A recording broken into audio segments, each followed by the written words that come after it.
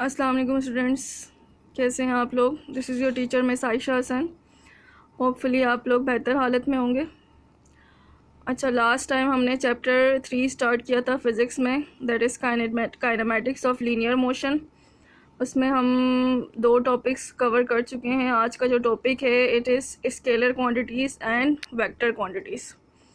Chapter 2 में हमने physical quantities के बारे में पढ़ा था। फ़िज़िकल क्वांटिटीज़ की टाइप्स हमने पढ़ी थी, बेसिक क्वांटिटीज़ और ड्राइव क्वांटिटीज़। यहाँ पर हम फ़िज़िकल क्वांटिटीज़ को अलग तरीके से क्लासीफाई करेंगे, that is scalar quantities and vector quantities. Scalar quantities वो क्वांटिटीज़ होती हैं जिनको जब हम लिखते हैं तो जस्ट मैग्नीट्यूड और यूनिट काफ़ी होता है। जैसे कि यहाँ पर आपको एग्जांपल नज़र आ रही है, मास, टाइम, डिस्टेंस, एनर्जी, टेम्परेचर, ये सब स्केलर क्वांटिटीज़ हैं। ठीक है, मास को जब हम लिखते हैं तो हम उसका मैग्नीट्यूड यानी कि नंबर लिखते हैं, उसके साथ उसकी यूनिट लिखते हैं। ठीक है जी।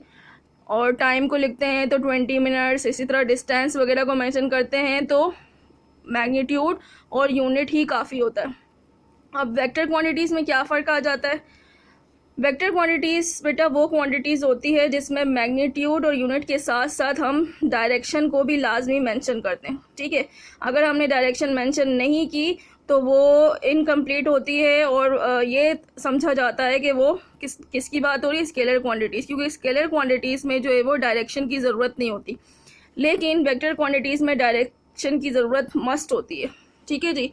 तो इसको रिप्रेजेंट करते हुए जो है वो हमने यूनिट और जो है वो उसके साथ उसका मैग्नीट्यूड लगाते हैं और उसके साथ जो है वो हम डायरेक्शन भी स्पेसिफाई करते हैं। जैसे कि अगर हम फोर्स की बात करते हैं, किसी भी ऑब्जेक्ट पर अगर हम फोर्स लगा रहे हैं तो कोई ना कोई स्पेसिफाइड डायरेक्शन होती है। ठीक है जी, आपको भी पता है कि ईस्ट वेस्ट नॉर्थ साउथ किसी भी डायरेक्शन पर हम फोर्स लगाते हैं। बाकी जो आपको टर्मिनोलॉजीज नज़र आ रही है, वेलोसिटी और डिस्प्लेसमेंट, इसके बारे में हम जो है वो अगले टॉपिक में पढ़ते हैं। वेक्टर क्वांटिटीज़ को जब हम रिप्रेजेंट करते हैं तो हम यूनिट लिखते हैं, जैसे कि यहाँ पर मीटर नज़र आ रहा है आपको, एम फॉर मीटर, और नंबर लिखा जाता है। बेसिकली ये किसकी एग्जांपल है, ये डिस्टेंस की है, सॉरी डिस्टेंस नहीं, डिस्प्लेसमेंट। डिस्प्लेसमेंट क्यों लिखा है ये मैं अभी बताती हूँ। अच्छा, डिस्प्लेसमेंट जो है वो एक वेक्टर क्वांटिटी है जिसको हम जो है वो मैग्नीट्यूड यूनिट के साथ मेंशन करते हैं और ऊपर से जो है वो एक एरो लगा देते हैं।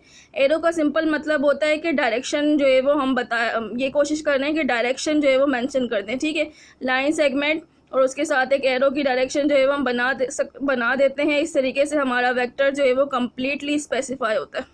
ठीक है जी, होपफुली आपको समझ आया होगा, इतना मुश्किल लेक्चर नहीं है। स्केलर क्वांटिटीज़ और वेक्टर क्वांटिटीज़ दोनों में फ़र्क सिर्फ डायरेक्शन का है। Scalar quantities does not need direction, जबकि जो है वो वेक्टर क्वांटिटीज़ में डायरेक्शन की रिक्वायरमेंट मस्ट होती है। ठीक है जी।